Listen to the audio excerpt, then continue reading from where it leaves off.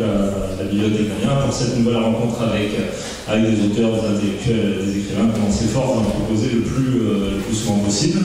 Donc aujourd'hui, on a l'immense plaisir de recevoir Claire Barret d'abord et Paco Thielman, qui sont déjà venus, donc qui sont des amis de la bibliothèque, des amis personnels et des amis de la bibliothèque d'Amiens que j'ai, pour lesquels voilà, j'ai une grande affection, à la fois amicale et de travail. Et je les remercie très sincèrement de leur venue à la bibliothèque. Donc je vais vous présenter Claire et Paco. Donc Claire, tu es écrivaine et scénariste. Tu as publié à ce jour un certain nombre d'ouvrages. Ceci est mon sexe. Baudelaire, Le Diable et moi, Frères sur les frères simplistes, donc les poètes du grand jeu, et plus récemment le livre dont on va plus spécifiquement parler aujourd'hui, Pourquoi je n'ai pas écrit de film sur Sitting Bull, qui est paru l'an passé aux éditions Robert Laffont. Tu as un grand intérêt pour la question poétique notamment, c'est quelque chose dont on parlait tout à l'heure, qui te rapproche beaucoup de Paco Thielman. Intérêt pour des poètes comme Gérard de Nerval, les poètes du grand jeu, donc René Daumal et Roger Gilbert Lecomte, pour Baudelaire également, qui sont vraiment des personnages forts qui vous réunissent tous les deux. Voilà, je ne peux que louer une très belle écriture, un esprit singulier, et le côté chamanique qui va nous intéresser aujourd'hui plus particulièrement, en sachant voilà, la rencontre d'aujourd'hui va parler de littérature et de, je ne sais pas comment on peut appeler ça, mais disons de pratiques spirituelles qui se situent plutôt dans les marges. Vous pourrez préciser si la définition vous satisfait pas pleinement. Donc un vrai plaisir de c'est voir. comme le casse-pied, la définition. Ouais, non, on va y venir. Il faut savoir de quoi on parle quand même. Donc voilà, c'est un vrai plaisir de te revoir. La fois précédente, c'était pour présenter ton précédent livre, Frères, sur Daumal et Gilbert. Paco Thielman, donc là tu es presque le parrain des conférences à Amiens, si tu ne le sais pas. Tu as été le premier invité, mon premier invité, donc il n'y avait pas. À l'époque, j'étais pas un champion de la communication, il n'y avait pas vraiment. Aujourd'hui, ça me fait plaisir de voir que vous avez répondu nombreux à cette rencontre et à l'intérêt qu'elle propose. Donc tu as déjà publié un certain nombre de livres, plus que clair, une bonne dizaine. On fait pas un concours. Alors, on ne fait pas un concours, mais quand même, c'est auteur assez prolifique. Donc j'en cite quelques-uns, pas tous. Nerval, L'homme électrique, Tous les chevaliers sauvages, Pop Yoga, Cinéma Hermetica, ton précédent livre, pour lequel on t'avait reçu en 2016. Donc les livres que j'ai cités m'ont tous marqué, c'est des livres que j'ai beaucoup appréciés. Et aujourd'hui, La victoire des 100 rois, paru aux presses universitaires de France, excusez du peu, en 2017 dans la collection Perspective critique. Donc tu te définis comme un exégète de la pop culture. Donc l'exégèse, c'est finalement un peu le commentaire mystique, enfin, qui s'appuie sur des textes sacrés, des textes mystiques de production culturelle plutôt contemporaine, en tout cas qui s'étendent des années 60 à aujourd'hui pour faire vite. Tu es voilà, c'est vraiment ta grande idée originale. Tu es, à mon avis, un des seuls à pousser autant cette analyse de la pop culture. Parmi les. Bon. Je sais pas. Merci, mais non, il y en a d'autres. Il y en a d'autres, mais en tout cas. C'est quoi, ce qui est spécifique, je sais pas si ça va peut-être. C'est pas le sujet d'aujourd'hui, quoi, mais quoi, les premiers livres que j'ai écrits jusqu'à La victoire de 100 rois étaient principalement on va dire des analyses d'œuvres, souvent liées à la culture contemporaine et remontant très souvent on va dire, une pensée spirituelle, traditionnelle, qui vont du soufisme, l'Inde, et qui était qui était une manière en fait d'essayer de se les réapproprier autrement, parce qu'il y avait ça d'un côté, et de l'autre côté aussi, qu'est-ce qu'elle nous disait également politiquement. Donc l'ensemble devait fonctionner ensemble, à la fois un voyage dans le passé très très archaïque, et ensuite directement, mettons si c'était un disque de Zappa, confronté et vraiment à, je sais pas quoi, 2014. Quoi. Et voilà. Mais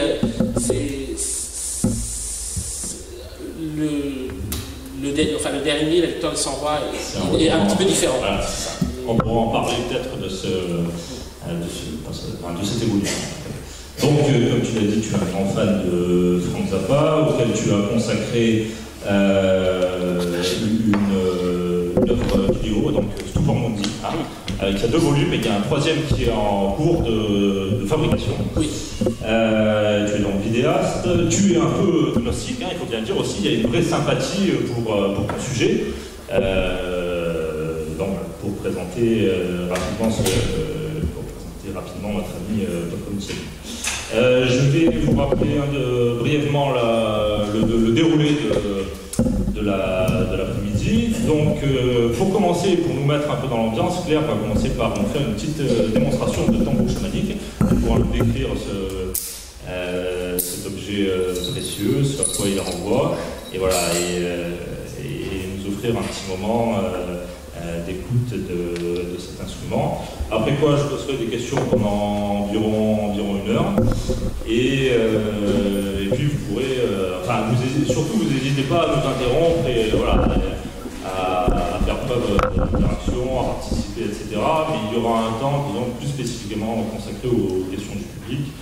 Après 1 heure, à la suite de quoi, si notre nouveau libraire partenaire arrive, il y aura une séance de vente et de dédicace. Normalement, ça devrait marcher, il devrait arriver à 10h. Voilà, donc je renouvelle évidemment les remerciements à tout le monde, donc aussi bien au public qui nous font l'amitié de leur fidélité pour ces rencontres avec les auteurs, et les auteurs et amis ici présents aujourd'hui, Pacom et Claire. Donc je laisse la parole à Claire pour qu'elle nous présente son tambour chamanique et qu'elle nous fasse une petite démonstration. Alors, donc ça c'est mon premier tambour que j'ai acheté du coup il y a 4 ans, qui est en peau d'élan et qui a été fabriqué par des Amérindiens du Canada, et après que j'ai agrémenté d'objets, de grelots venus de Mongolie d'ailleurs pour la plupart. Et le tambour, donc, qu'est-ce que c'est? Alors moi, c'est quelque chose que j'ai découvert un peu par accident, que je raconte dans ce livre dont on parlera tout à l'heure. Mais pour les chamans, en tout cas pour les cultures qui intègrent l'idée du chamanisme, c'est à la fois comme un cheval, c'est-à-dire que c'est le cheval qui permet d'accéder à la transe chamanique, au voyage chamanique, c'est-à-dire une sorte d'état modifié de conscience, d'état amplifié de conscience qui permet d'avoir accès à des visions qu'on a normalement plutôt quand on est endormi, et là auxquelles on peut accéder et avec lesquelles on peut interagir alors qu'on est encore dans un état de conscience modifié certes, mais de conscience, donc on se rappelle de tout. Et donc c'est le rythme du tambour qui ressemble un peu à la fois au cœur de la mère qu'on entendait quand on était dans son ventre et qui était un peu le seul univers sonore existant, donc qui renvoie un peu à avant la naissance et à après la mort. Enfin voilà, donc c'est une sorte de lieu qui pourrait aussi ressembler à un peu au lieu des archétypes, quoi. Voilà, on arrive dans un certain état. Donc là, bien entendu, je ne vais pas jouer pendant 1 heure et on ne va pas essayer de faire ni une cérémonie chamanique, ni quoi que ce soit, mais c'est simplement pour que vous entendiez ce son qui, voilà, de toute façon, c'est comme ce qui peut vous mettre dans un état un peu méditatif, propice à l'écoute et à l'échange. Je vais commencer par jouer un tout petit peu de hocher et après un petit peu de tambour. Voilà.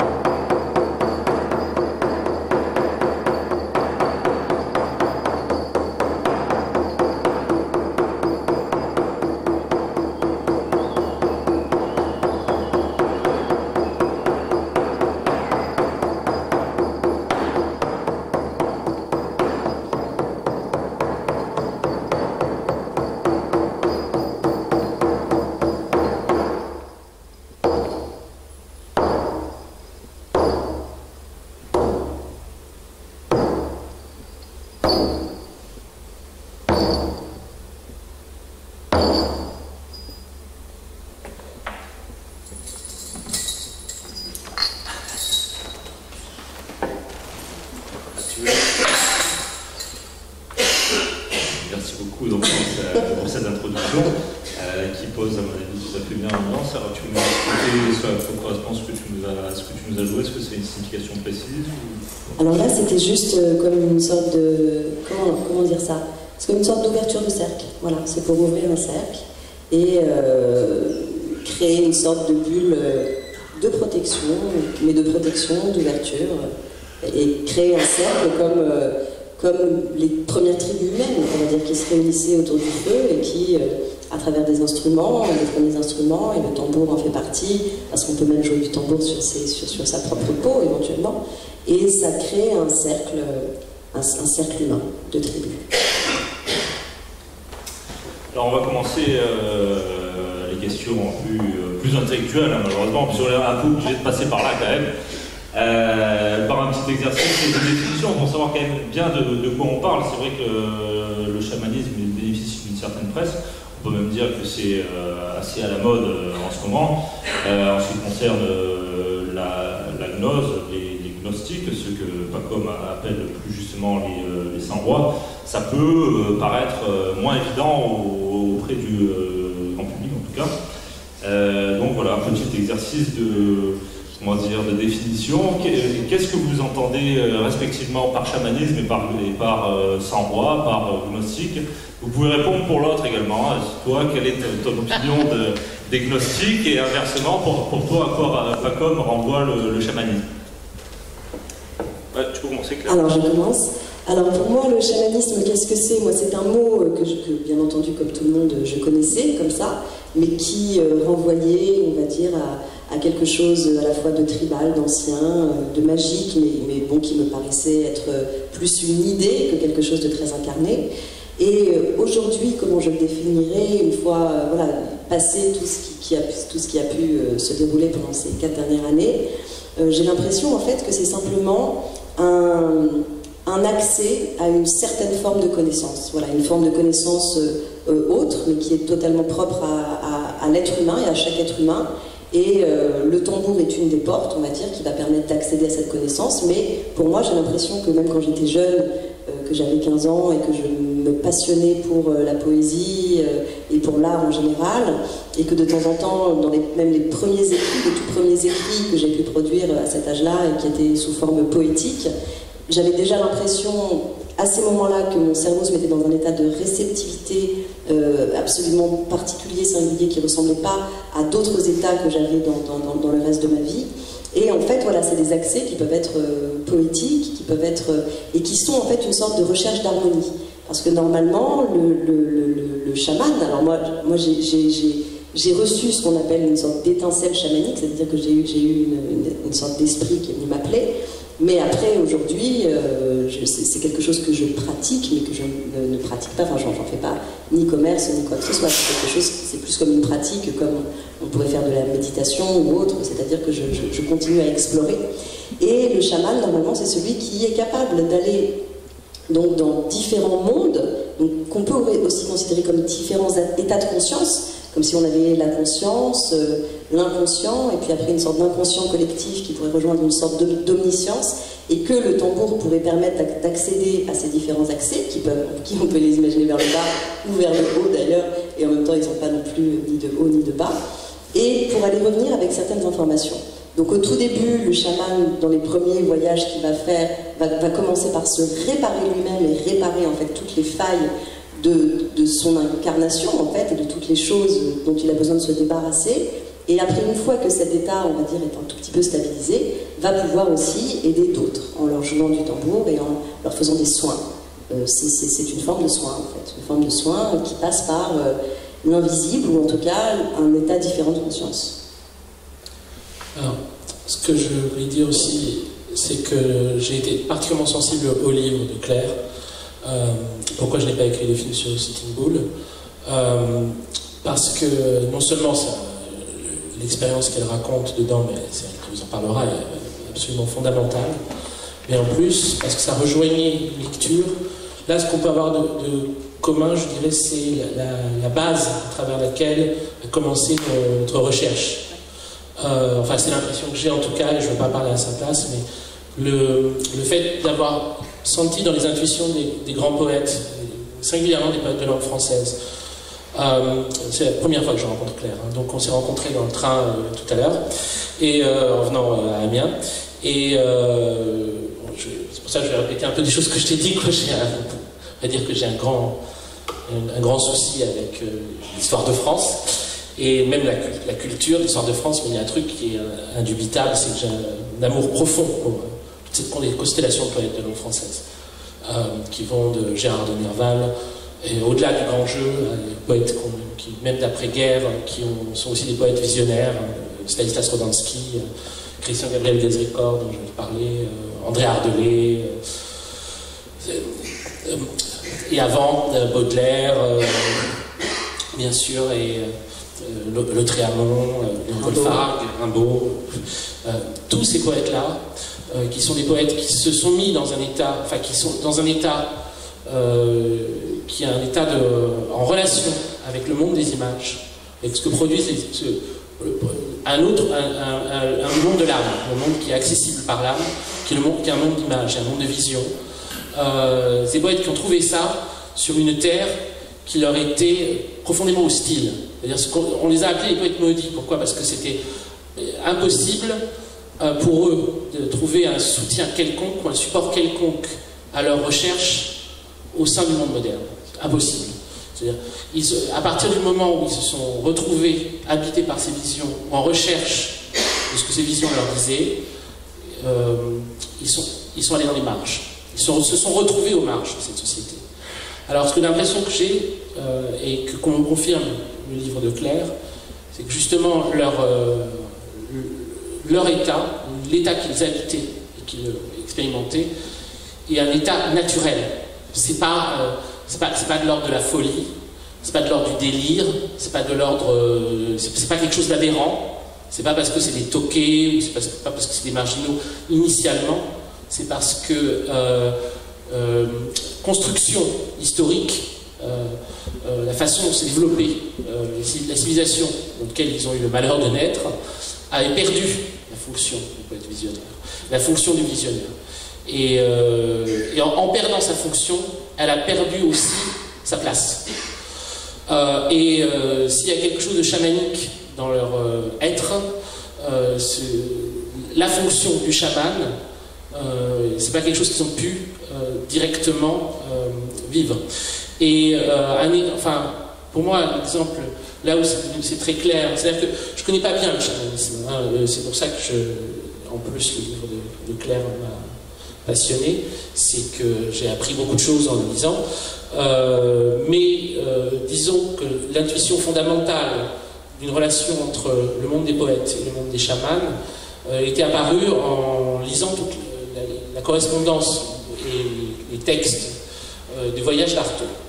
Quand Artaud part au Mexique, chez Tarahumara, prendre du peyote, qu'ensuite il part en Irlande, à la recherche de la canne de Saint-Patrick, la correspondance qu'il entretient à ce moment-là aussi avec André Breton, le rôle qu'il veut attribuer à André Breton, le rôle que aurait dû avoir le surréalisme dans son esprit à ce moment-là, qui est quasiment un rôle qui est un rôle politique, mais pas un rôle politique au sens bas du terme, qui est un rôle de création d'une possible société dont les intuitions fondamentales seraient tirées par la poésie et la magie, et non plus simplement par l'organisation sociale.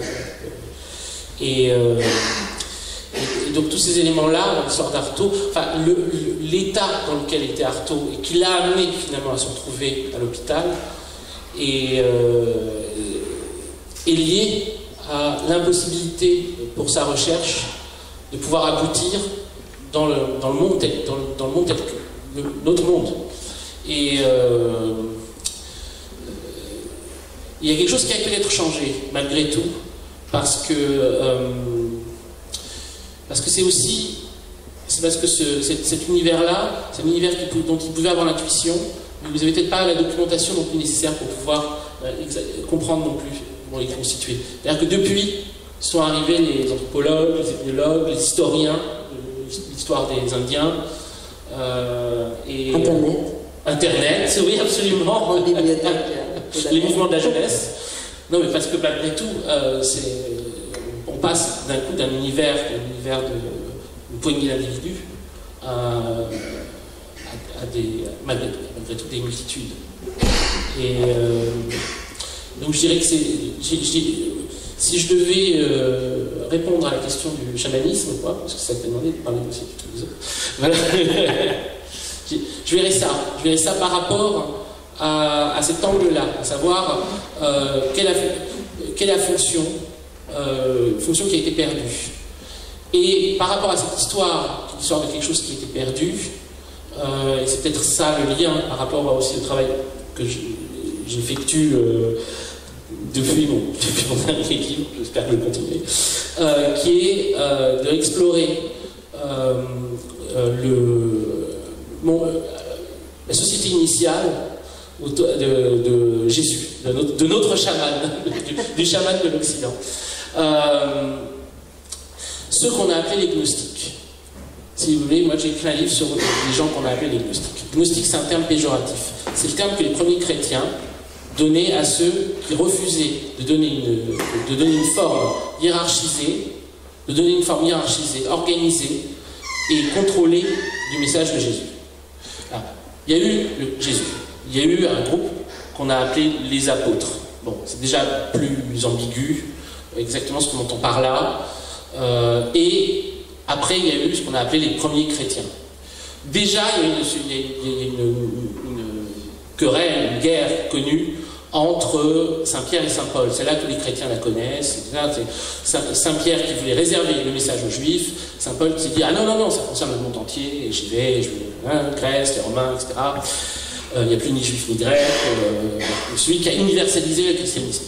Pierre qui, lui, a donné, on va dire, une assise solide, une organisation bien faite, hiérarchisée, politique, très réussie. Et donc ça, cette opposition-là, on la connaît. Mais surtout, ils ont fait alliance. C'est-à-dire qu'à un moment, ils se sont dit, bon, on doit quand même s'entendre, on travaille pour la même chose.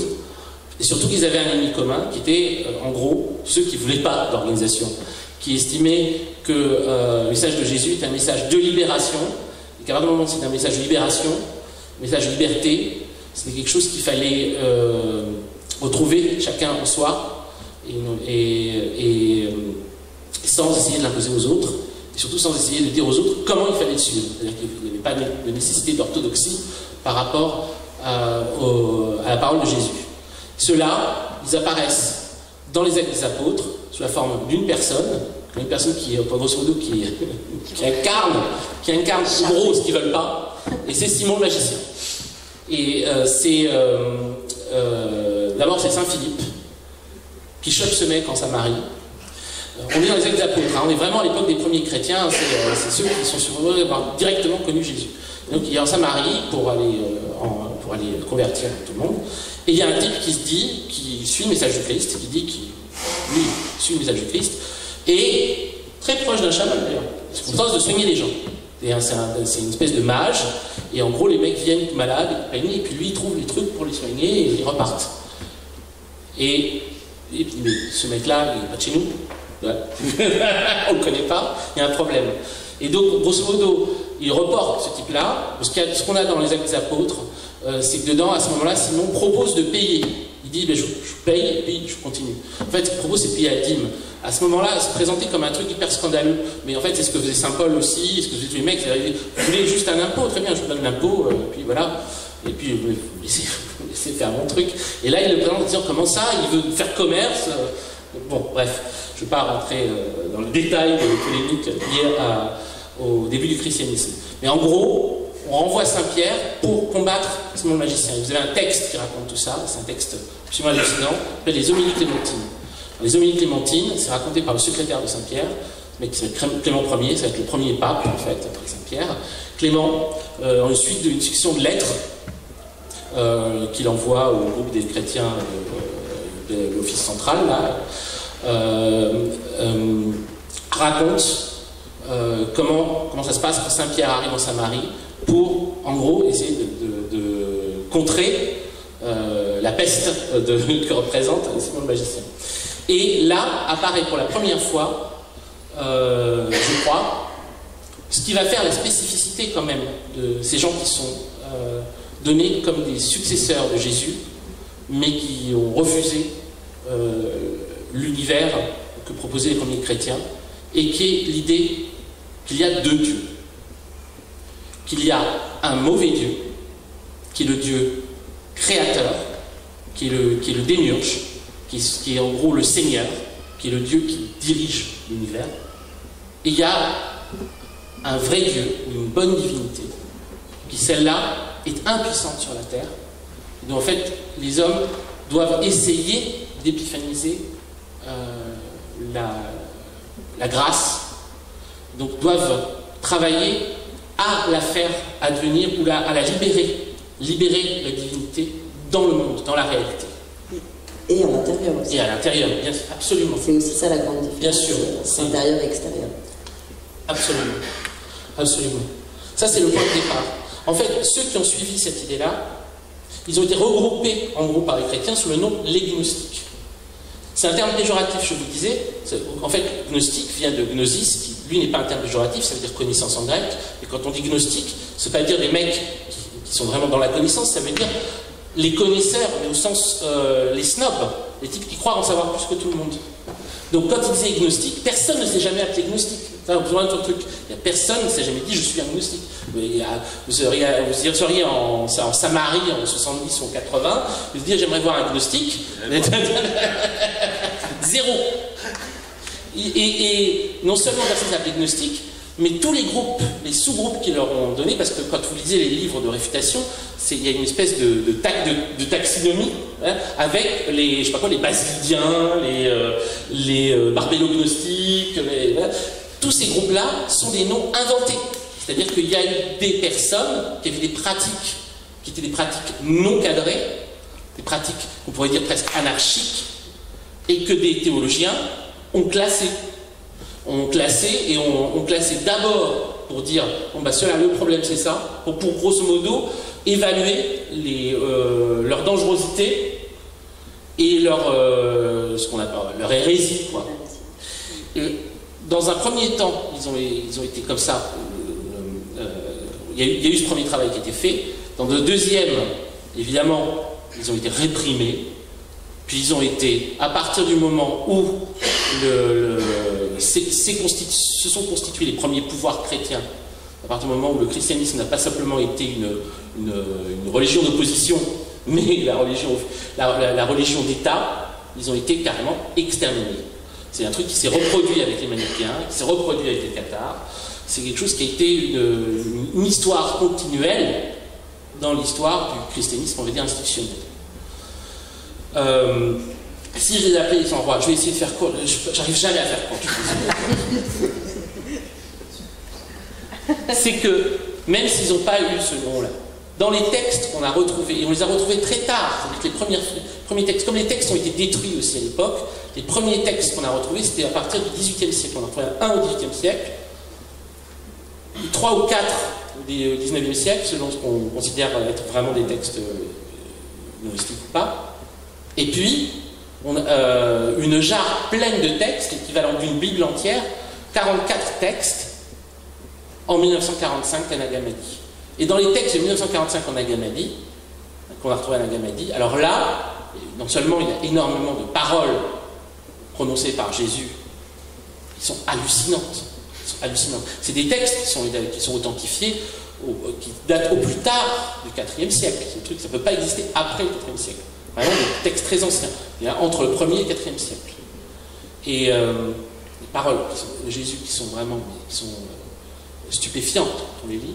Mais à un moment, enfin plusieurs reprises dans ces textes-là, Jésus donne un nom aux personnes qui l'écoutent. Il leur donne un nom.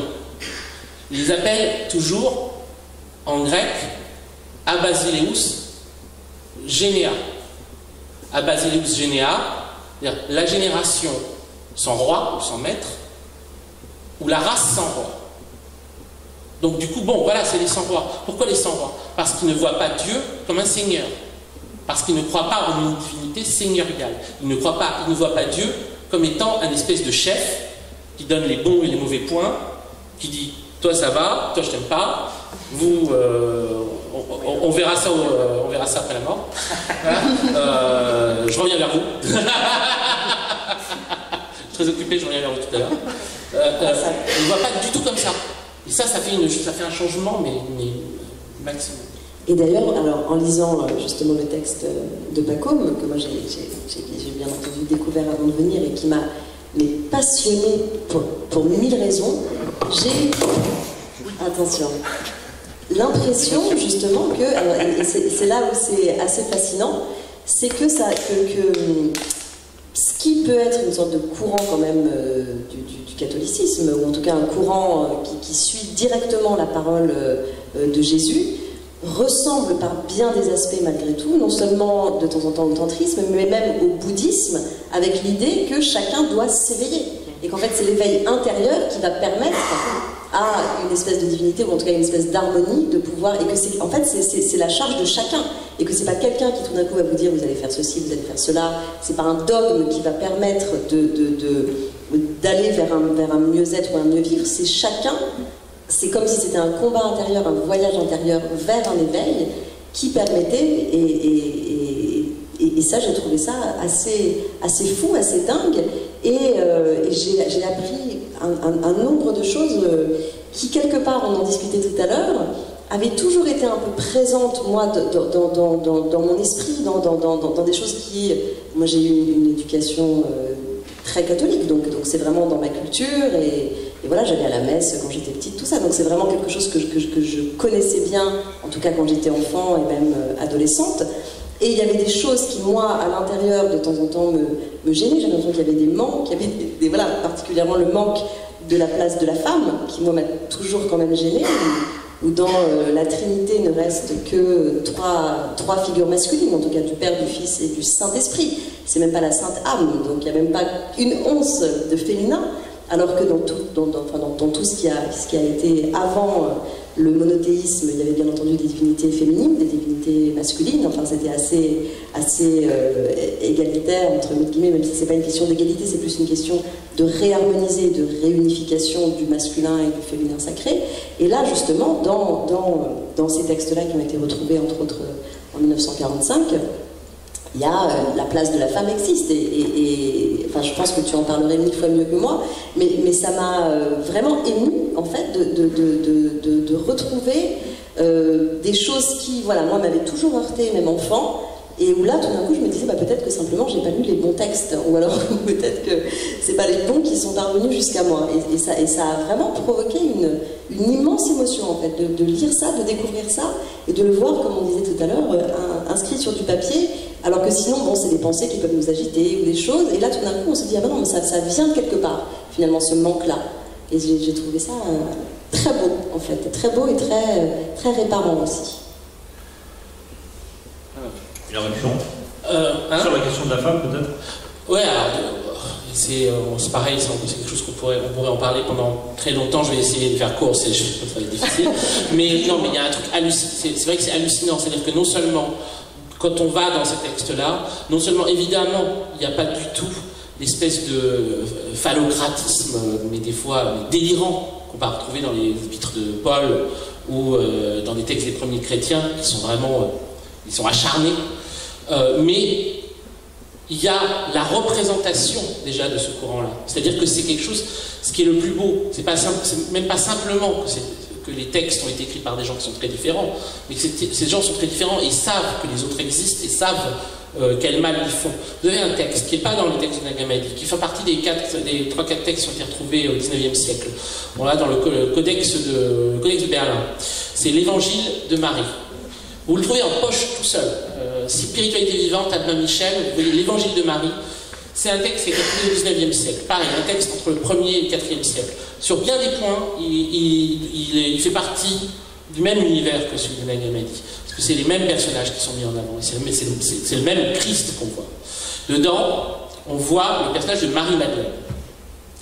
On voit le personnage de Marie-Madeleine. Marie-Madeleine est très importante dans les textes des 100 rois. Très importante, elle est considérée comme, non seulement dans la relation avec Jésus, est absolument pas masquée, et complètement assumée.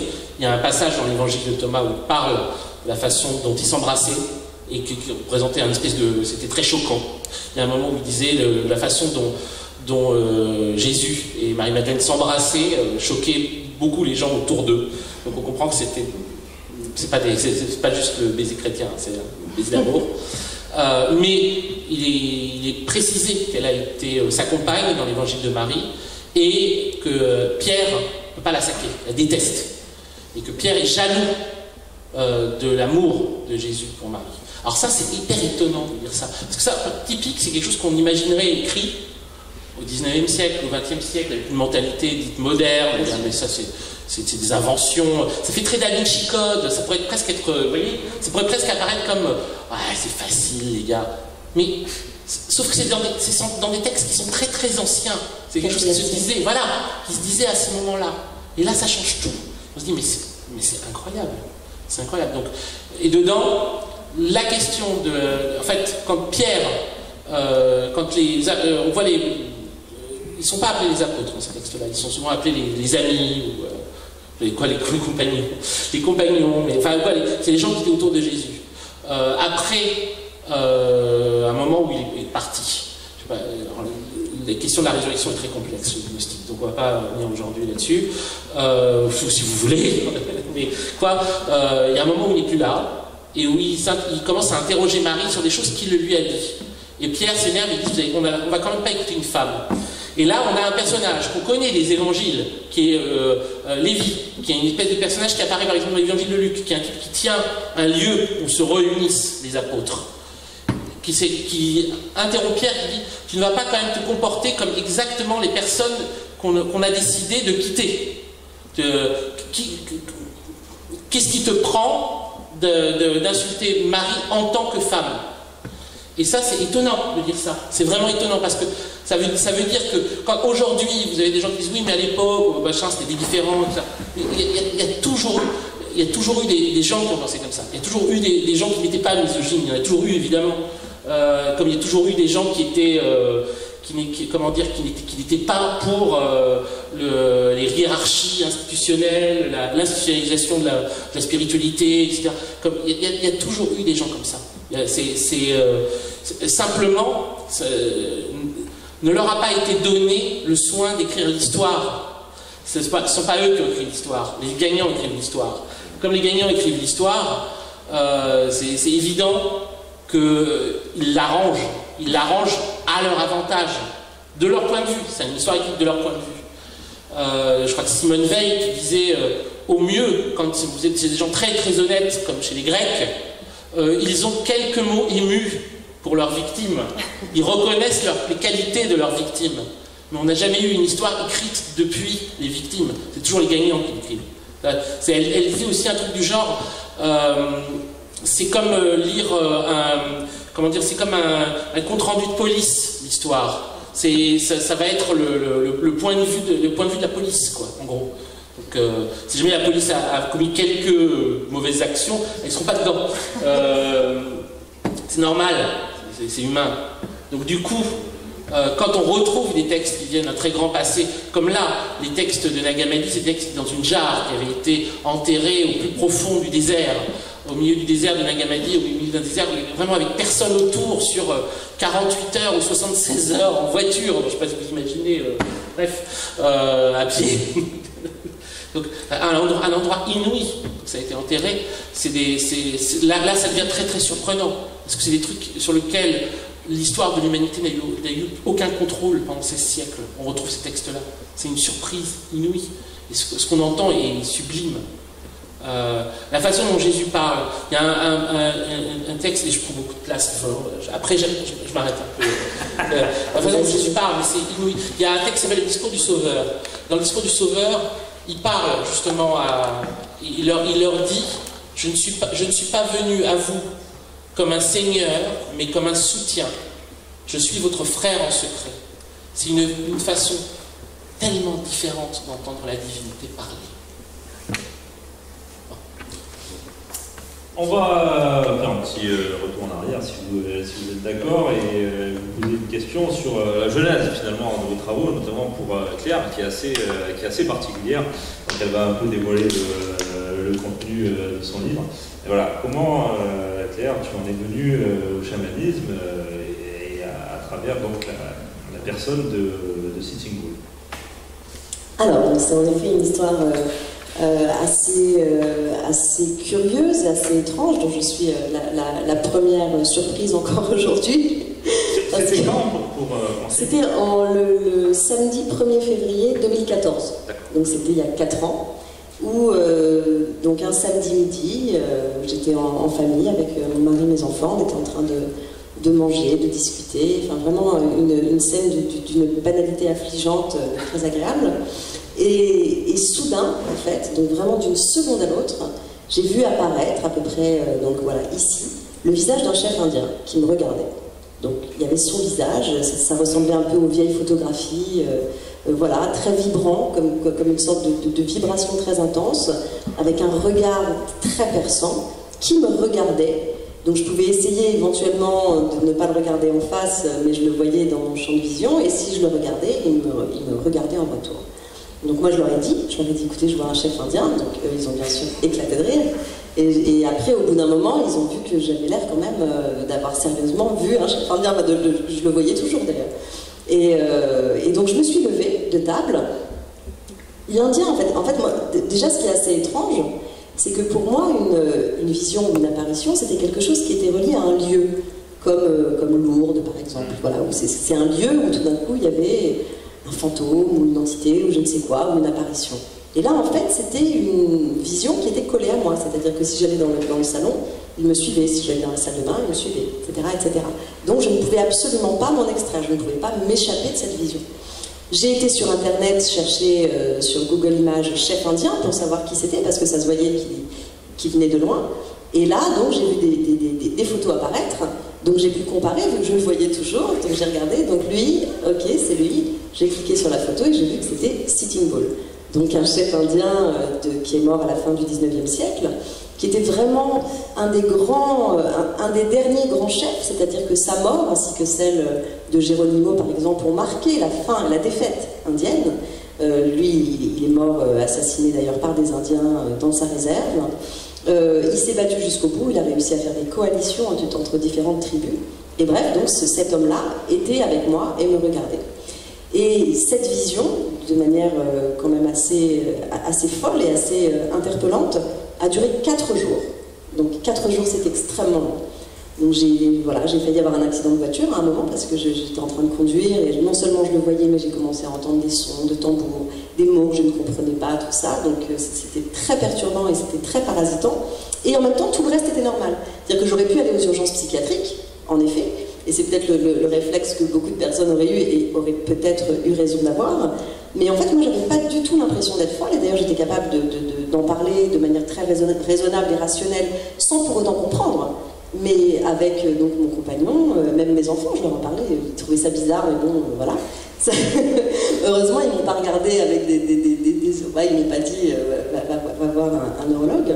Et en fait, simplement, j'avais l'impression que c'était une question qui m'était posée, que c'était une espèce d'énigme, et qu'il fallait que je la dénoue pour qu'il puisse repartir. Parce que moi, mon but, quand même, c'était qu'il reparte. Parce que c'est impossible de vivre avec quelqu'un qui vous regarde. Non, c'est trop intrusif.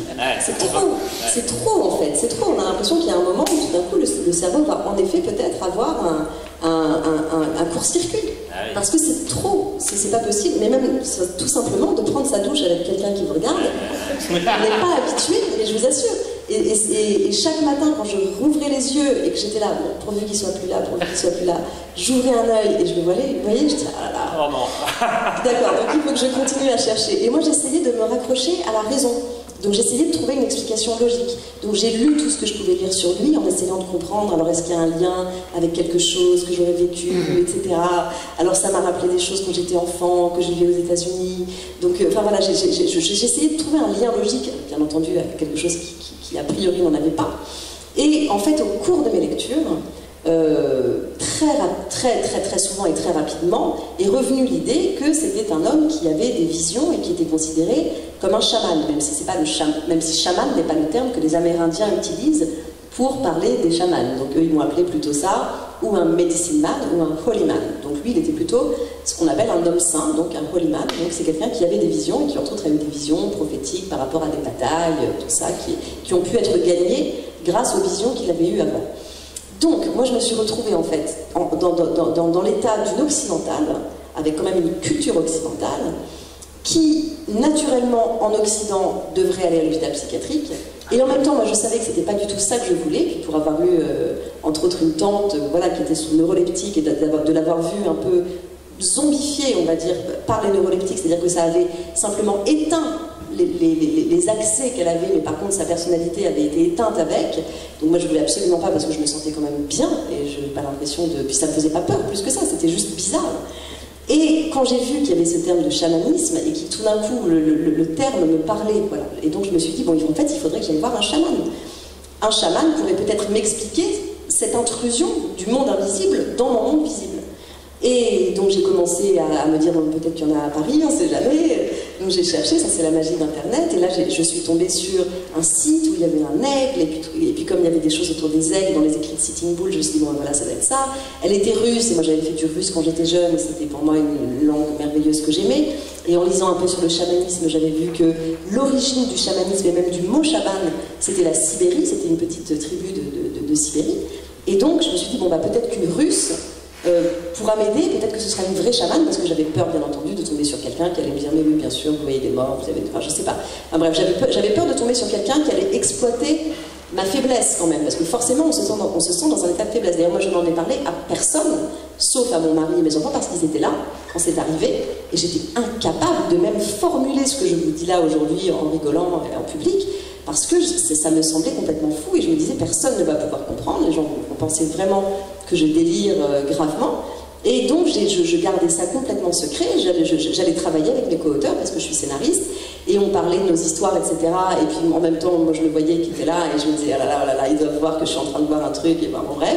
Et j'ai été donner des cours à la fac à mes élèves, je les ai fait travailler sur l'image de Sitting Bull sans leur dire bien sûr pourquoi, parce que j'essayais de trouver je me disais, plusieurs cerveaux pourront peut-être m'aider. Donc je leur disais, à votre avis, il pense à quoi là? Je leur racontais son histoire, parce que ça faisait 4 jours que je disais toujours son histoire. Donc j'étais là, donc là, il est dans cette situation, il va monter sur scène, machin, à quoi il pense? Donc faites le monologue intérieur qui se passe dans la tête de Sitting Bull, et donc ils m'ont fait des trucs super, machin, ça les a inspirés.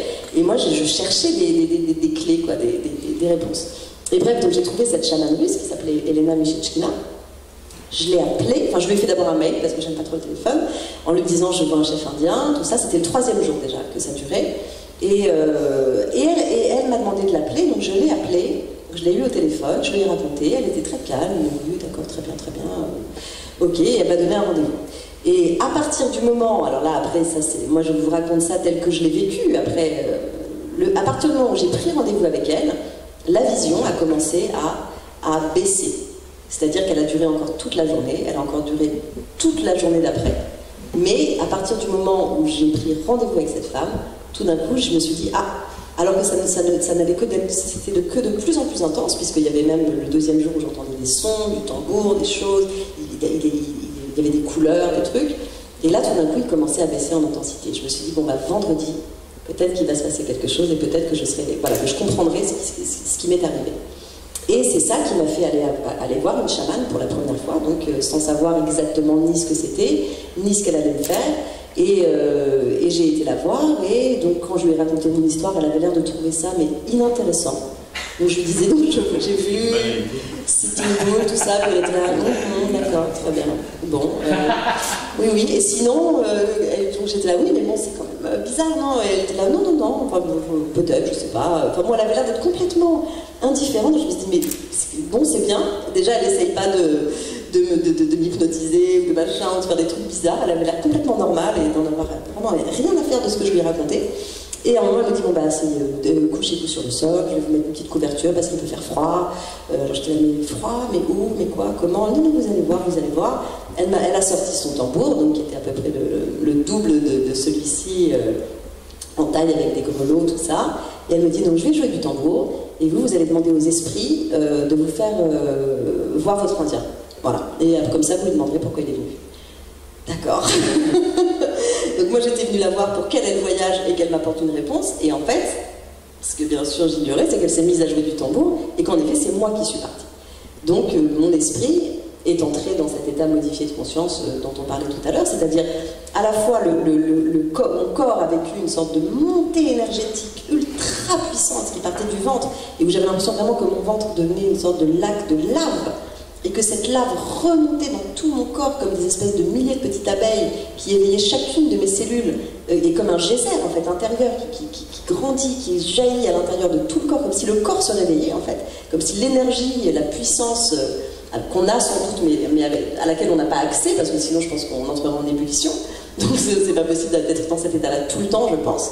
Et à côté de ça, l'esprit qui bascule dans un autre monde qui ressemble profondément au monde des rêves, à part qu'il est un peu plus concret et que surtout on y est éveillé, on est éveillé dans le monde des rêves, et où je me suis retrouvée dans une forêt face à un loup, et le loup qui a fini parce que j'ai dû lui prouver que j'avais pas peur de lui, et après seulement il m'a fait entrer dans la forêt et m'a menée à Sitting Bull qui en effet était dans ce monde-là et m'attendait.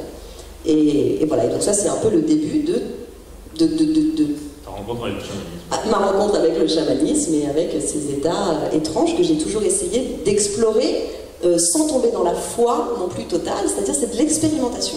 Et après, c'est quand même difficile de remettre en cause ce qu'on a expérimenté.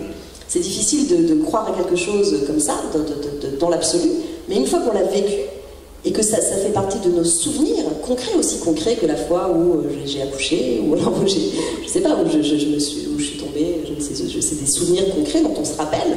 Donc là, voilà, et donc j'ai continué l'expérimentation, alors que c'était arrivé d'une manière complètement accidentelle, on va dire, et absurde, et dans un moment où tout allait bien, j'avais pas vécu de deuil, et j'étais en train de manger des pâtes. Ouais. Et tu t'intéressais pas particulièrement à la culture amérindienne alors à l'époque, en 2014, non. Après, c'est vrai que c'est quelque chose que j'ai toujours plutôt préféré, les Indiens aux cow-boys, un peu comme tout le monde, enfant. Et moi, j'ai vécu aux États-Unis quand j'étais petite, donc j'avais traversé des réserves indiennes, j'avais assisté à un powwow ou un truc comme ça, on les voyait chanter, danser, je trouvais ça super beau. Et puis voilà, et puis après, j'avais oublié, quoi. 40 ans après, enfin 30 ans après peut-être quand même. Ça faisait partie, pareil, de mes souvenirs, des choses comme ça, mais c'est pas du tout quelque chose.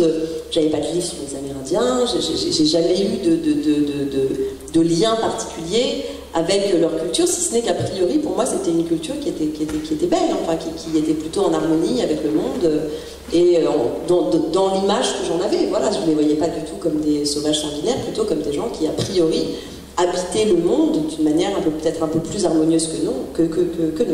Voilà.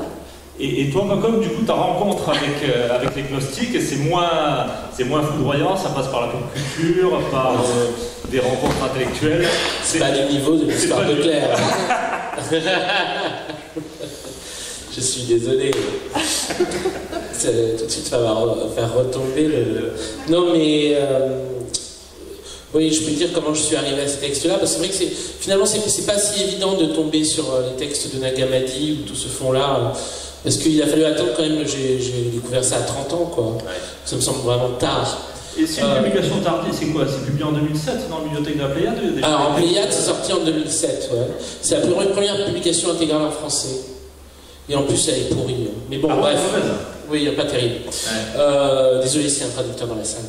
Non, mais elle n'est pas unifiée. C'est-à-dire que c'est traduit par 50 personnes différentes, si vous voulez. Donc, après, pour comprendre... Comment dire, ils ont pas fait de relecture unifiée, ce qui fait que même les noms des personnages, sans dire charmer un personnage, et des figures qui apparaissent changent d'un texte à l'autre. Donc pour moi, il y a un problème. C'est une édition très scientifique, si vous voulez, l'édition Pléiade.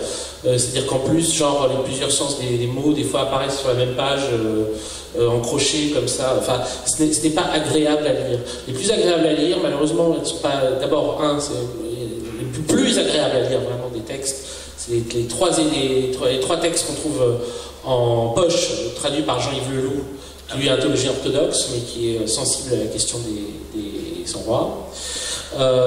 Et il y a l'évangile de Thomas, l'évangile de Marie, l'évangile de Philippe.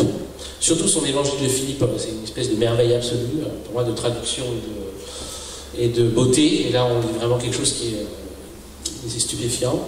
Et sinon, il y a toutes les traductions qu'on trouve de l'Université de Montréal, qui sont pas mal. De André Walter. Je crois que c'est André Walter. Bref. En fait, comment ça s'est passé? C'est arrivé assez tard. J'ai déjà écrit plusieurs livres autour de surtout. Au début, j'avais écrit sur les Beatles, sur Zappa et tout ça. Mais en le mélangeant à plein d'autres choses, en particulier aux poètes. Et d'ailleurs, je disais à Claire qu'un autre truc enfin je le disais tout à l'heure, parce que quand on s'est rencontrés, truc qui m'a vraiment touché aussi, par rapport au fait d'être invité avec elle aujourd'hui, c'est que là, comme il va être réédité en octobre, je relisais les épreuves, je recorrigeais les épreuves de mon deuxième livre qui est Économie Esquimau. Dedans, Jésus apparaît à nombreuses reprises, parce que j'aimais déjà beaucoup Jésus, même si je n'ai jamais été très fanatique de l'histoire du christianisme. J'ai toujours aimé énormément Jésus. Et en fait, dedans, je l'appelle le chaman de Galilée, parce que la seule référence que je pouvais avoir à cette époque-là, comme je ne connaissais pas les 100 rois et j'avais jamais lu les textes gnostiques, donc la façon que j'avais d'approcher Jésus, je disais, bon, ben, c'est une sorte de chaman pour l'époque. Donc je disais le chaman de Galilée. Et en fait, c'est à cette époque-là, c'était en 2005, j'ai sorti donc quelques livres autour liés à la pop, etc. Et j'ai un coup de fil d'un homme que vous connaissez peut-être parce qu'il s'appelle Philippe Manœuvre, voilà, qui est dirigé rock et folk, et qui est une voix très facile à imiter parce qu'il a une espèce de voix aiguë, étrange. Allô, Pacoum, vous êtes bien Pacoum Tiennement. Et moi je croyais que c'était un copain qui me faisait une blague. Je disais, ouais, certes. Il fait, non mais c'est vous, c'est pas vous.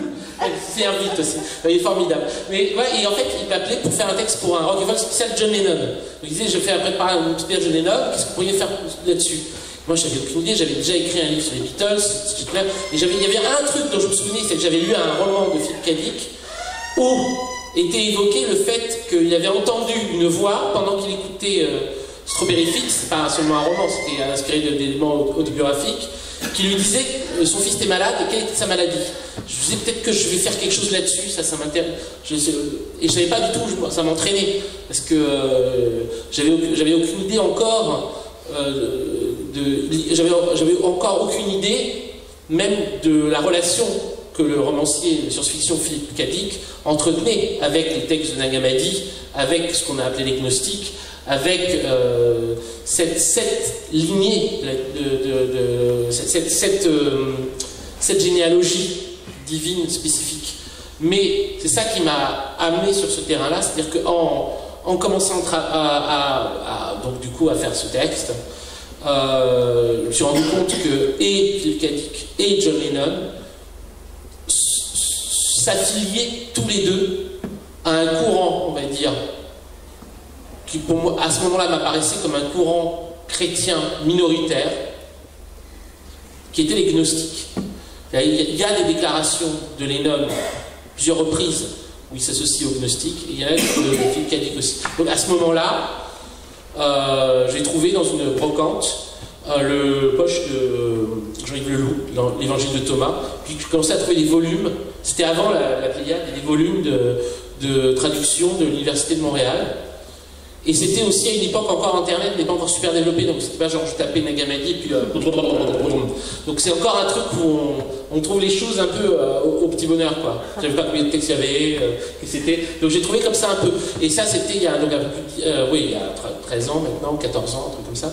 Et à ce moment-là, en découvrant les premiers textes, c'était un tel choc, en particulier l'évangile de Thomas, puis l'évangile de Philippe, mais vraiment un tel choc d'entendre enfin Jésus parler comme ça. Je me disais, mais c'est ça, c'est vrai. Là, il y avait un truc, c'était un effet, comment dire, c'est un effet de foi, quoi. Là on pourrait dire, j'ai eu une conversion. Non, mais ça paraît bizarre quand il n'y a pas d'église pour ta conversion, mais donc ça veut dire que c'est un truc comme ça. C'est-à-dire qu'on je suis converti à un Dieu qui n'a pas de prêtre. Donc c'est un peu c'est un peu compliqué. Et donc, du coup, à ce moment-là, sur le moment, c'était un tel choc, sur le moment où j'ai pris le premier texte, machin, pour rock et folk, bon, très bien, pourquoi pas voiser non plus, mais je me disais, je vais écrire là-dessus, et en fait, je me suis rendu compte que j'étais absolument pas prêt, je ne comprenais rien. Je trouvais des bouquins sur la question, ils étaient tous contradictoires. Il y avait 1500 théories sur ça. Je crois que je trouvais un bouquin sur les gnostiques qui me disait un truc complètement différent. Je ne pouvais plus, c'était fatigant, c'était confus, compliqué. Et je me disais, je le ferai quand je serai prêt. Et ça m'a pris un peu plus de 10 ans. C'est normal. Et en fait, dans tous les livres que j'ai fait à partir de ce moment-là, je mettais des pistes. Je balançais des pistes. Le suivant, c'était celui autour de Nerval, l'homme électrique. Et dedans, j'avais mis la rencontre entre Pierre et Simon le magicien. C'était pour autre chose, quoi. Mais donc, du coup, j'intégrais on va dire des pré-séquences. Vous voyez, comme c'était un mec qui allait tourner un film, et c'était très difficile, donc en fait, il disait, bon, bah, je le tournerai quand je serai prêt, mais dans chaque film, je tourne une séquence un peu dans l'idée, voilà, c'était ça, des passages, un peu dans l'idée de ça. Je teste des effets, je vais tester ces trucs-là. Et donc, pièce par pièce, quoi, et à un moment, c'était ce moment-là, quoi. À un moment, c'était déjà à l'époque où je suis venu où je suis venu ici pour Cinéma Hermetica, j'avais très très envie d'écrire le livre sur les textes de Nag Hammadi, mais ce que je voulais, c'était pas vraiment faire la même chose que ce que j'avais l'habitude de faire, qui était de prendre une œuvre contemporaine et de remonter. C'était plutôt d'essayer de raconter cette histoire.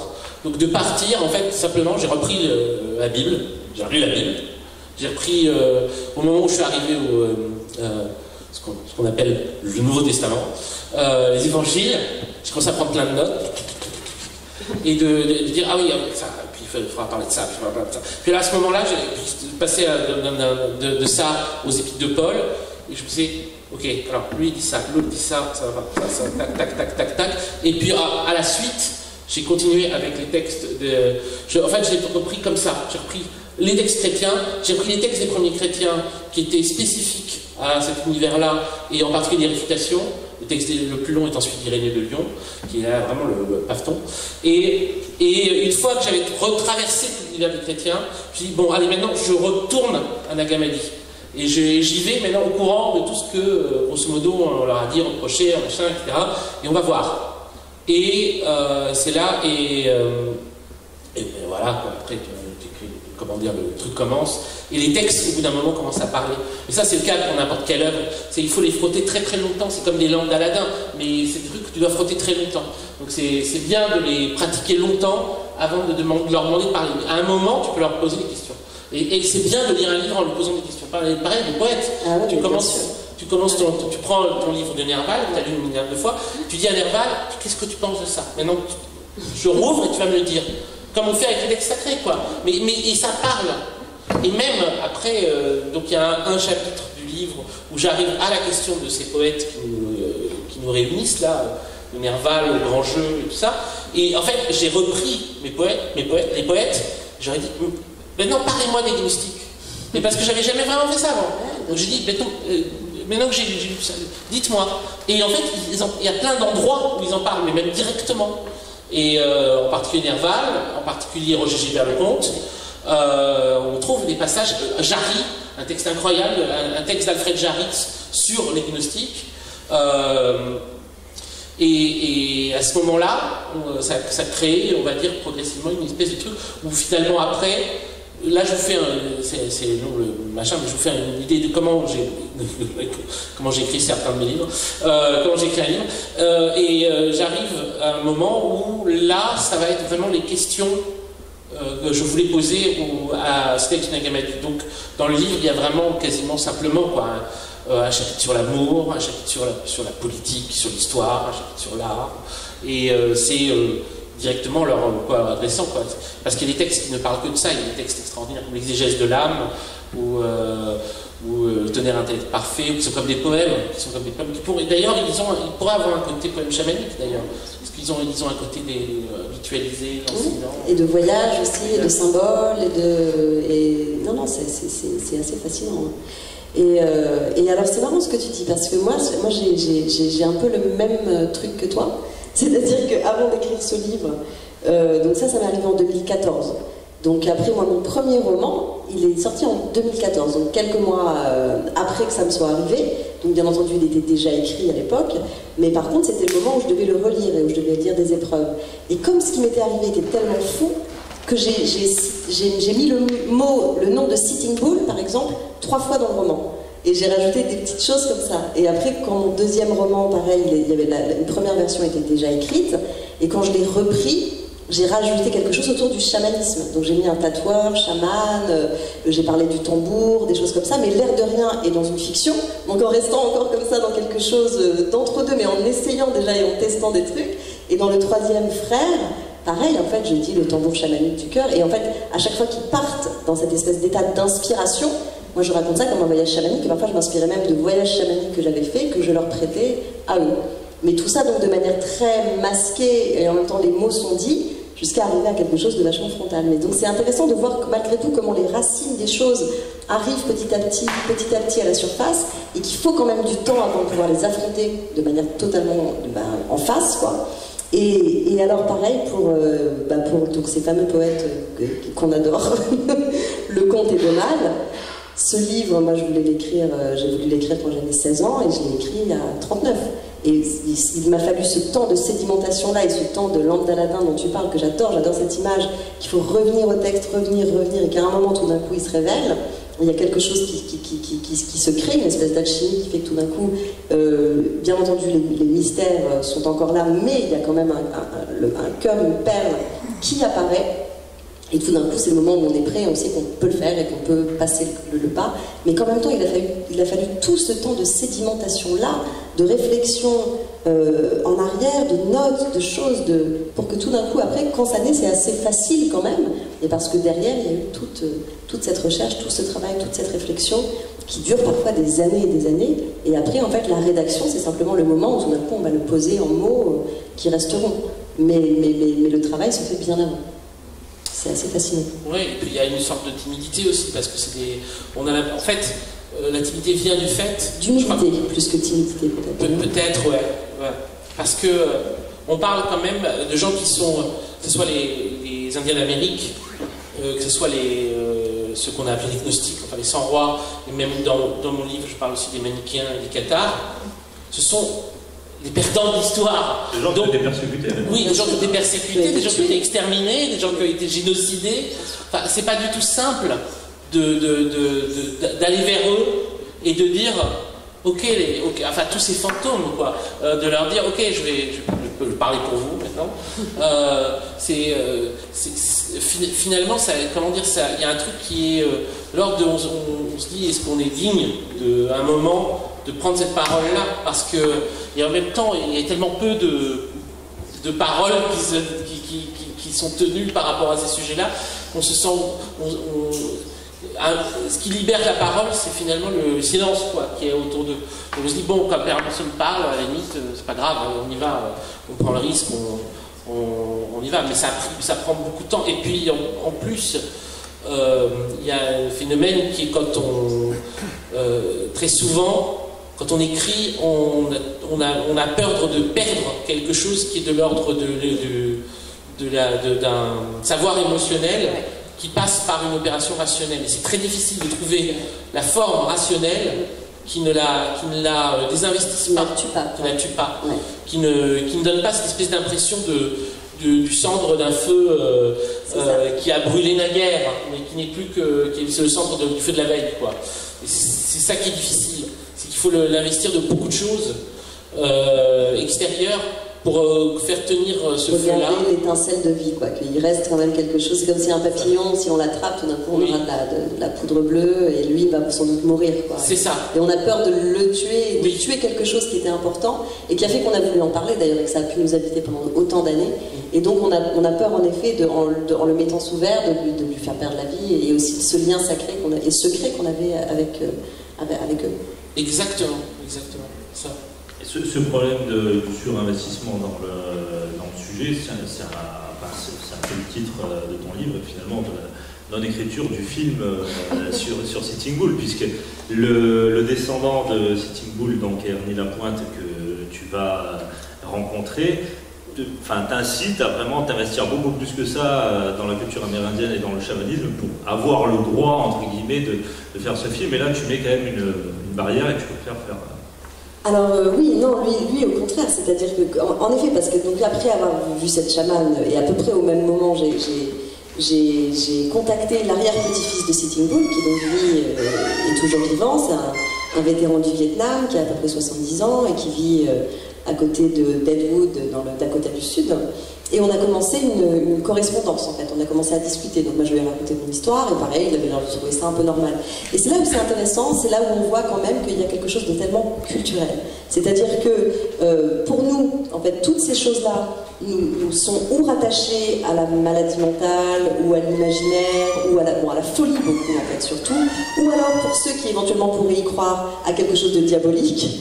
Donc c'est pas forcément mieux, c'est-à-dire que c'est ou quelque chose de mauvais, de maléfique, de diabolique, ou c'est juste de la maladie mentale, et donc il faut aller en hôpital psychiatrique.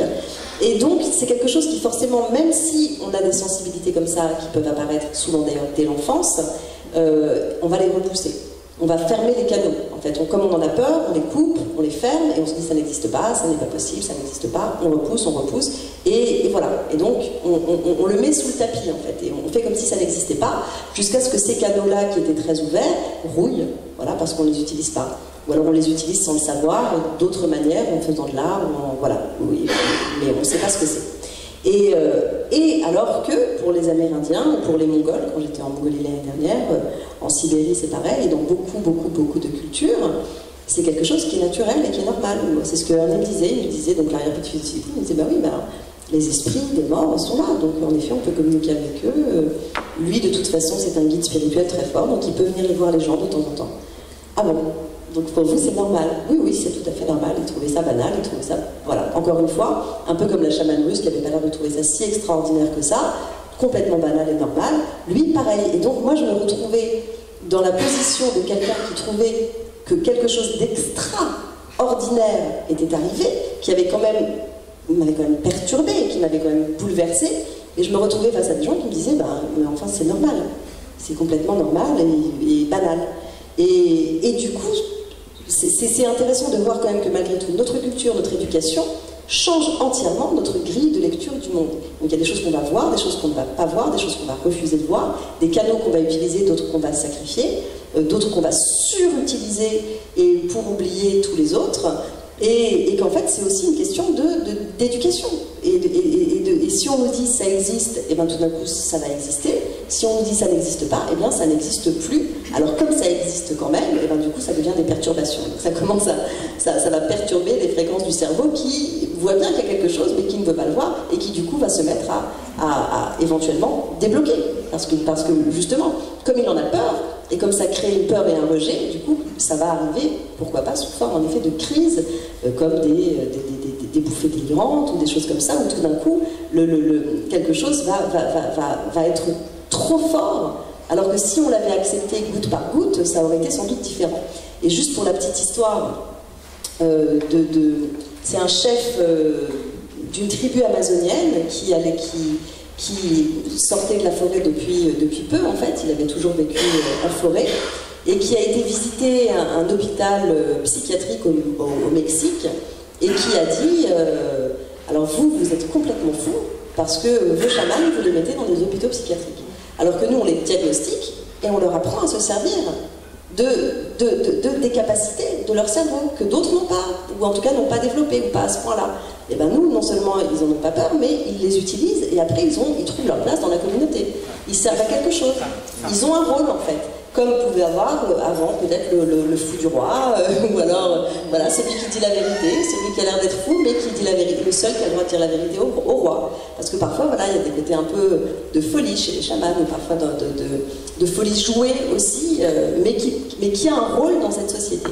Et donc en effet, par rapport à Ernie, lui, il m'a accueilli, donc je suis partie le voir dans le Dakota du Sud, et donc je suis partie dans cette petite ville avec une rue pleine de casinos, et où il y avait plus des cow-boys et des bikers que des Indiens, et donc j'ai passé un petit moment avec lui, et lui m'a montré la réalité des réserves indiennes aujourd'hui, d'une part, en me montrant ce que c'était aujourd'hui, et que moi j'étais venue un peu avec l'image du passé de Sitting Bull, et que lui il voulait montrer ce que c'était aujourd'hui, parce que pour lui c'était ça qui le concernait, lui en tant qu'homme qui en tout cas était vieillissant, qui avait l'impression que sa langue allait disparaître, que sa culture allait disparaître, et qu'il y avait tous ces chagrins qu'il portait en lui.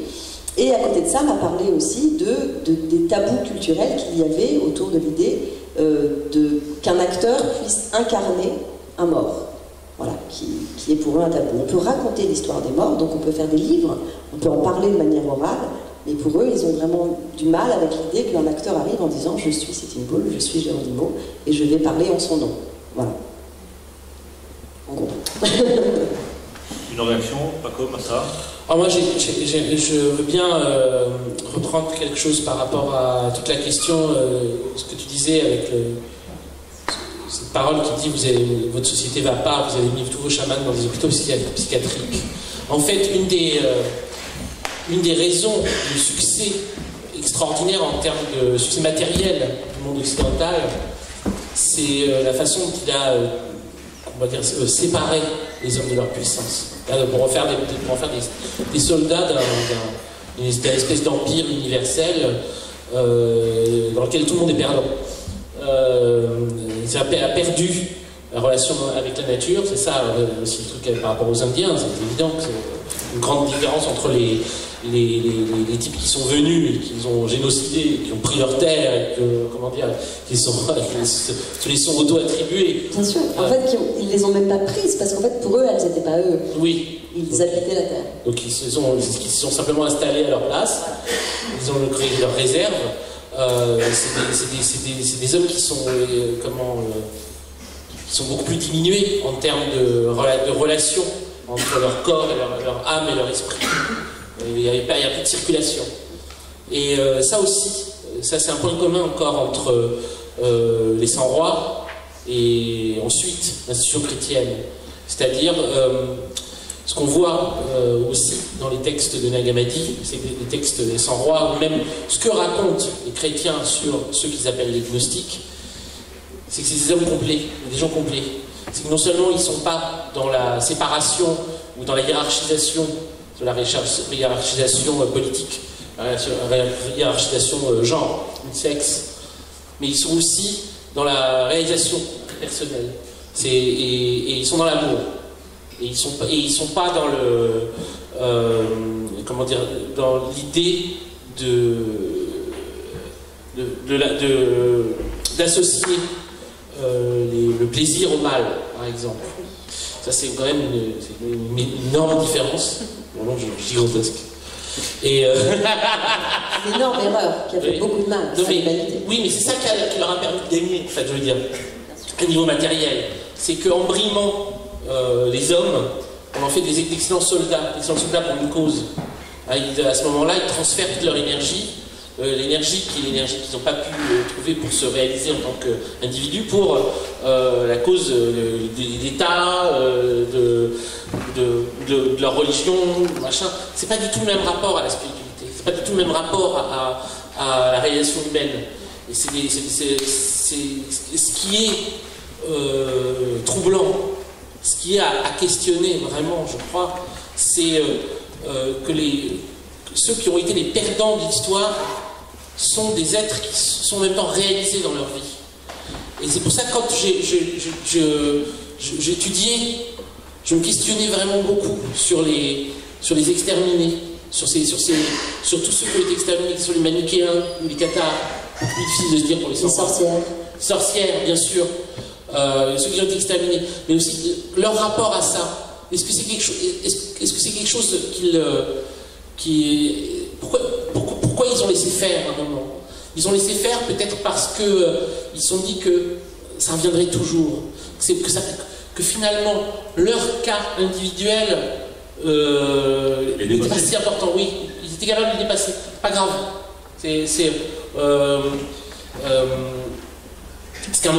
La mort n'est qu'un mauvais moment passé. Il y a ça, je pense. Parce qu'il y a vraiment quelque chose de très très troublant, et surtout les cathares. Le fait qu'ils aient comment dire, ils se sont pas défendus. Ils ont laissé les autres entrer, tuer tout le monde, etc. Ils préféraient suivre la parole de Jésus, qui est tu résistes. La non-résistance aux méchants, qui est le truc qu'a repris Tolstoï, Gandhi, tout ça, mais la non-résistance aux méchants, quand quelqu'un te frappe sur une joue dans l'autre, enfin tout ce truc-là, l'espèce de truc du côté tu ne sors pas l'épée quand on sort l'épée, non-résistance aux méchants, ce truc-là, qui fait qu'il y ait des pans entiers de l'humanité qui disparaissent. Ces pans entiers de l'humanité qui disparaissent, ils disparaissent mais que pour un moment. C'est momentané. Parce que ce truc n'a jamais cessé de revenir. C'était un cauchemar pour l'Église, en fait. Encore aujourd'hui, quoi. Enfin, je veux dire, c'est juste qu'il n'a cessé de revenir. C'est sûr qu'il y aura plus, à un moment, il y aura plus un seul chrétien sur Terre, et il y aura encore des sans-rois, c'est sûr. C'est-à-dire que ça compte pas des massacres entiers, et l'idée qui revient encore 2 siècles plus tard. C'est ça qui s'est passé. Ils ont tous massacré au IIIe siècle. Au moment où ils ont tous massacrés, il y a eu les manichéens. Et il y a un prophète en Iran, un mec qui s'appelle Mani, ça a une peste qui a pris tout l'Iran. Donc en autre partie, c'est monté jusqu'en Chine.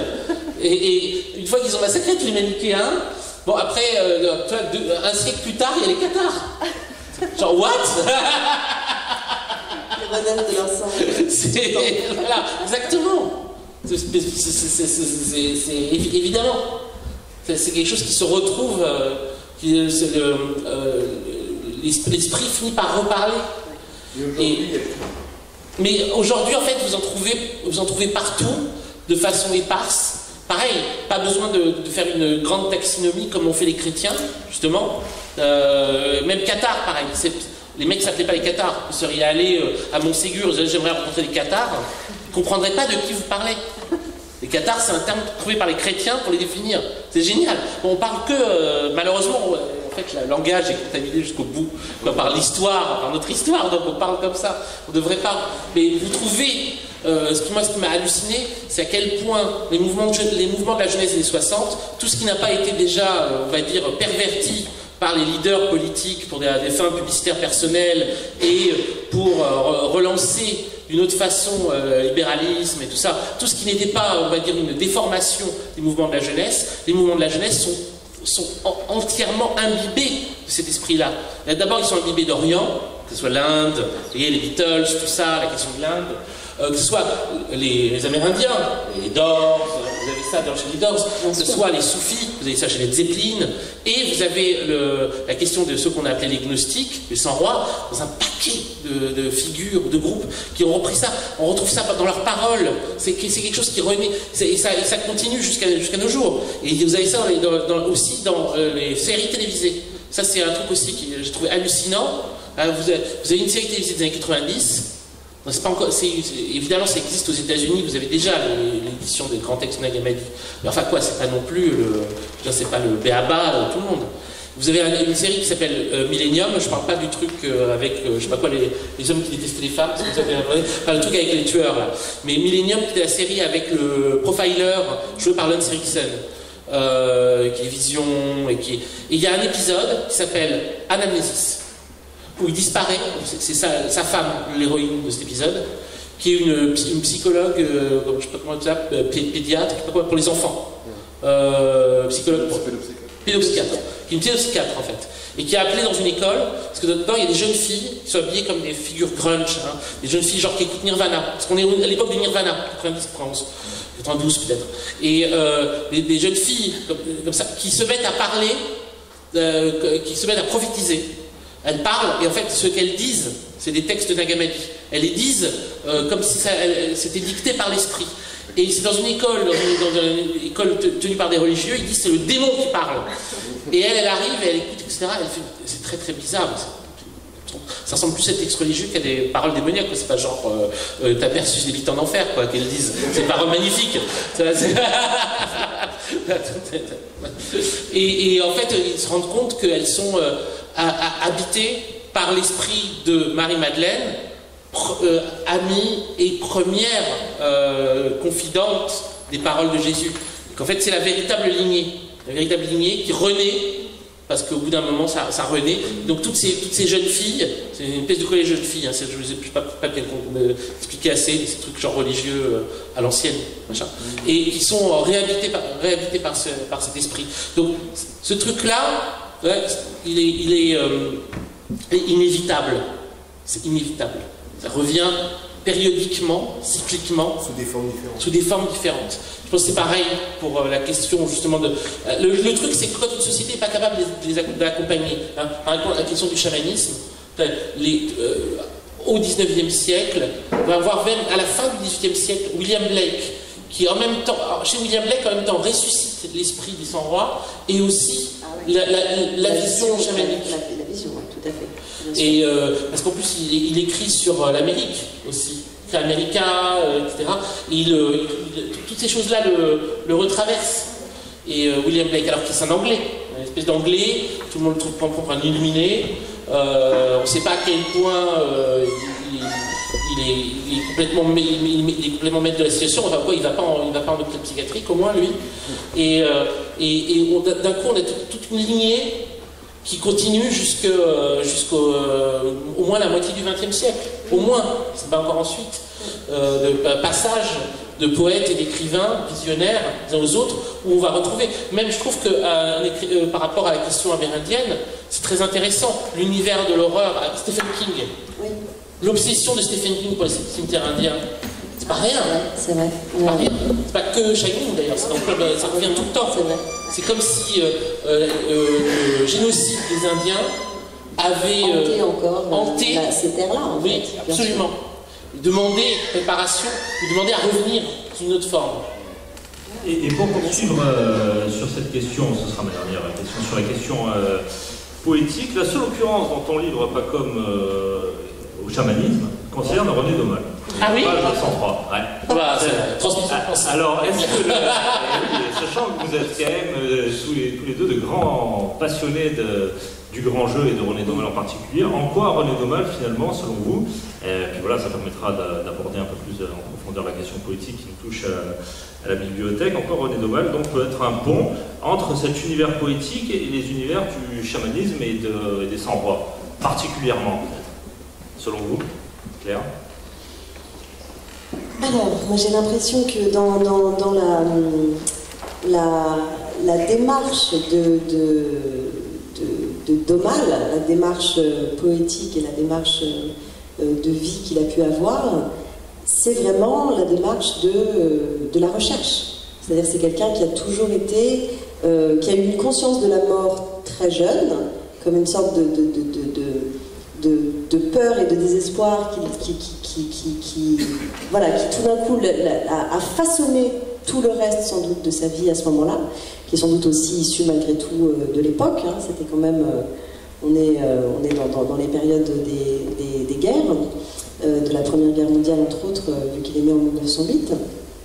Et après ça, on a l'impression quand même que toute sa vie n'est qu'une sorte de longs voyages et de longues explorations avec quelqu'un qui justement va être plutôt dans l'effort d'essayer d'aller à contre-courant, d'essayer d'aller vers une forme d'ascèse quand même et de lumière.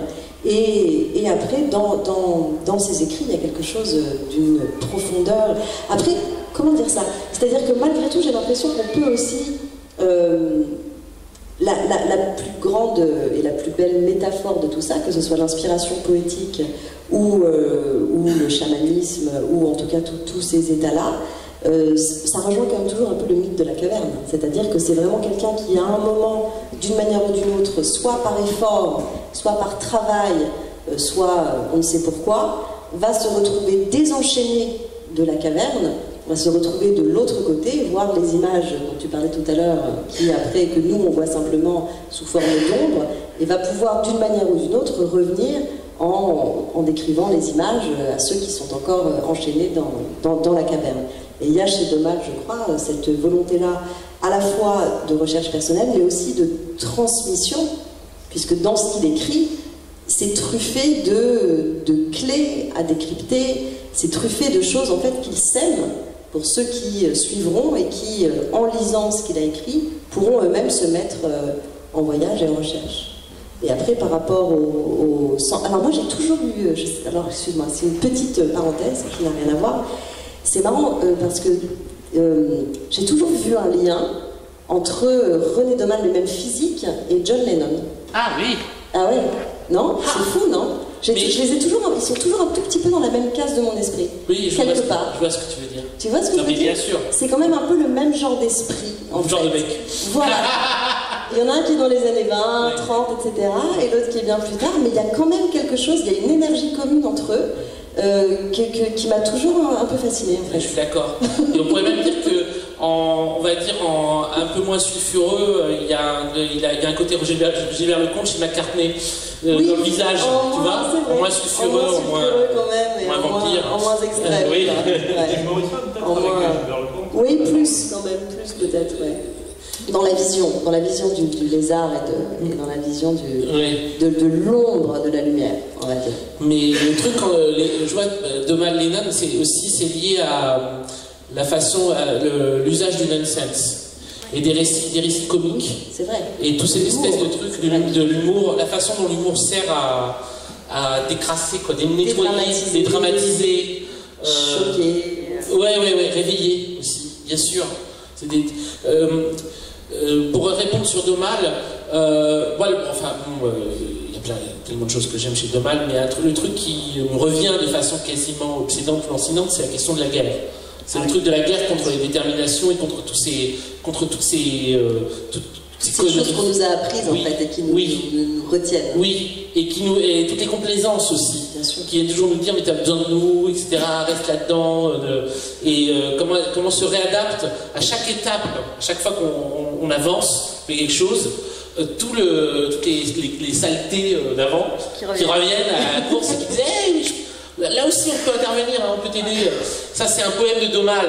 Je crois que j'écrirai un poème sur la guerre. La guerre sainte. La guerre sainte. J'écrirai un poème sur la guerre. Je vais écrire un texte sur la guerre. C'est un long texte. Très long texte, extraordinaire. Une sorte de prose poétique. Ouais. Et qui décrit ça, qui décrit ce travail. En fait, c'est le djihad, mais le grand djihad, quoi. Le djihad intérieur, c'est ça. C'est-à-dire que c'est soi-même son propre ennemi à terrasser et à atteindre la grâce. Ça se passe toujours à l'intérieur. Voilà. Et tout se rejoint toujours, en fait. C'est ça. Et c'est ce Domal-là, surtout, en fait, qui m'a...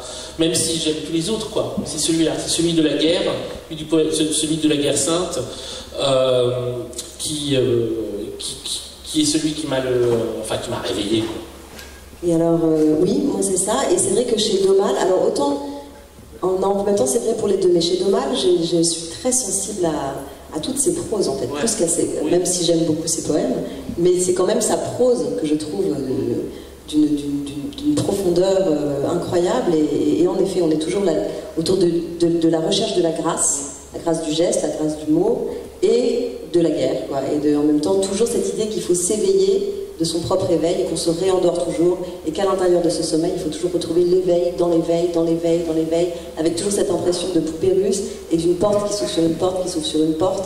Et cette recherche-là qu'il a depuis toujours et qui apparaît dans beaucoup de ses textes est assez profonde et fascinante et donne aussi envie de chercher cet éveil, quoi, je trouve.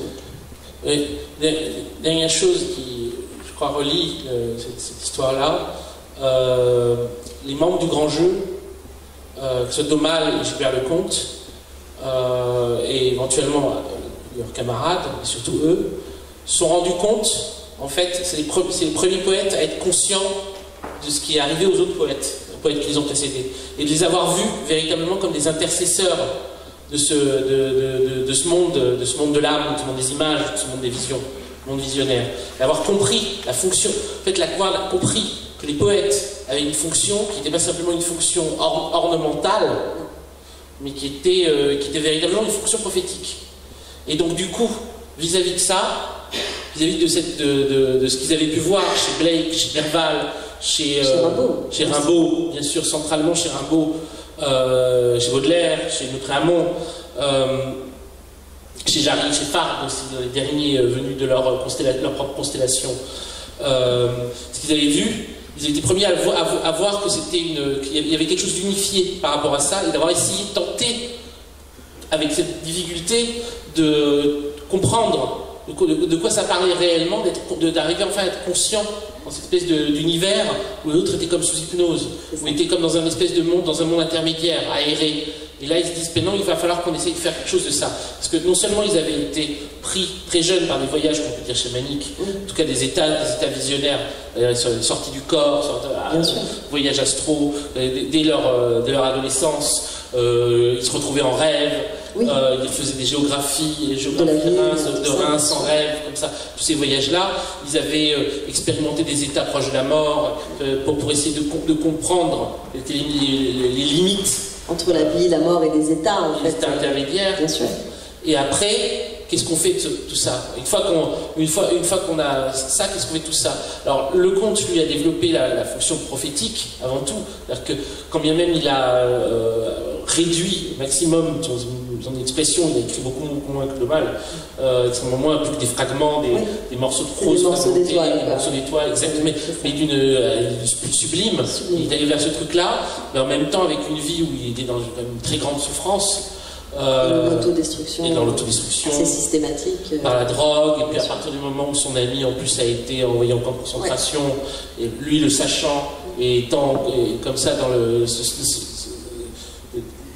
espèce de truc de séparation incroyable, et de mal de l'autre côté, si on trouvait des alliés, de trouver des outils pour pouvoir se construire, et mourant finalement quasiment aussitôt, quoi, un an plus tard. Oui, il y a quelques mois après, maintenant. Quelques mois après. 21 décembre, 21 mai. Ah voilà, 6 mois. Ouais. Donc ils sont morts finalement au même âge, en espérant tous les deux de voies différentes. Donc l'un en plus vers la transe, finalement donc habiter l'état politique, et l'autre vers la prose, et donc la description quasiment des méthodes, comme une doctrine d'éveil, comme une doctrine d'éveil, exactement, ouais. Tout à fait. Et en ça, à partir de ça, de toute façon à partir du grand jeu, c'est là où on peut faire toutes les connexions. On peut faire toutes les connexions par rapport au monde de la poésie, et aussi par rapport au monde spirituel. Ils recréent une généalogie spirituelle. Ils peuvent les orienter. Et d'ailleurs, ce qui est assez intéressant, c'est que c'est une des raisons pour lesquelles ils ont été aussi mal vus des surréalistes, parce qu'ils étaient très peu politiques et qu'ils étaient extrêmement spirituels, et qu'en fait, à l'époque, c'était très mal vu. Et c'était pas du tout dans la mouvance, on va dire. Et du coup, ils ont été aussi beaucoup rejetés, parce qu'ils étaient dans l'ésotérisme, dans la spiritualité, dans une espèce de recherche de connexion comme ça, et de voyance, qui marchait quand ça restait des jeux de l'esprit, mais qui, quand tout d'un coup, voilà, n'étaient pas forcément... n'ont pas été acceptés aussi bien qu'ils auraient pu l'être. Mais complètement. Là, même si sur pas mal de points, j'ai évidemment beaucoup d'estime et même d'affection pour la personnalité d'André Breton, d'un côté on est chez les gens enfin c'est vraiment le truc d'un côté on a le grand sérieux quoi, du grand jeu, et de l'autre côté aussi toute la part profane, on va dire presque mondaine, du monde littéraire parisien. Parce que moi je trouve que les textes de Leconte sont beaucoup plus politiques que les textes de grand jeu, les textes surréalistes. Les textes de Roger Hubert Leconte, dans leur dimension prophétique, ont aussi une dimension politique. Oui, mais c'est pas la même. Mais non, bien sûr, c'est pas politicien. Non, voilà. Et c'est pas culturo-mondain, quoi. Ah, mais pas du tout. Et c'est à l'os, c'est comme un cri, et ça vient de. On a l'impression que ça rejoint l'âme l'aube de l'humanité, c'est-à-dire le cri des cavernes, quoi. Il y a quelque chose comme ça, quand même, qui vient de là, de très loin. Il y a une intuition de Leconte qui traverse son œuvre et qui revient dans plusieurs de ses proses, qui est l'idée que l'homme se dégrade dès qu'il quitte l'état d'enfance. Bah, d'abord déjà dès qu'il naît. Dès qu'il naît, en fait, parce que pour lui c'est l'état prénatal qui est l'état de grâce. Mais de toute façon, il y a un truc où l'enfant est celui qui est au plus proche de la pureté, du savoir, voilà, c'est ça, de l'être. Et qu'ensuite, c'est une espèce de dégradation. L'état d'adolescence, c'est l'état de la nostalgie. Ce que dit un peu Jésus, au final. Oui, absolument. Sur l'enfance. Soyez comme des enfants. Ben, bien sûr. Comme des enfants. Merci beaucoup. Alors, il reste très peu de temps si on veut avoir le temps de procéder à... Le temps est proche. Le temps est proche. Alors, c'est le premier ou la première qui va lever la main qui aura le droit de poser une question à nos invités. Ouais. Alors, c'est monsieur là-haut. Oui. Ah, voilà. En fait, je vais entendre d'autres punchlines de Ressus. Hein? D'autres punchlines de Ressus façon gnostique. Ah non, mais il faut le contexte. Mais je comprends parce qu'il y a un truc très fort. Des paroles de... Il veut... des punchlines de Ressus. Des phrases fortes de Jésus dans les textes gnostiques. Les textes gnostiques.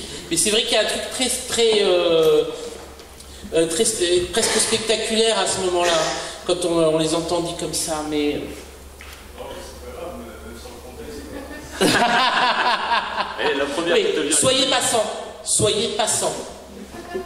Il y a un logion de l'évangile de Thomas qui est juste soyez passant. Donc, voyageur. Voilà, Voyageur du monde. c'est vraiment un truc, soyez passant.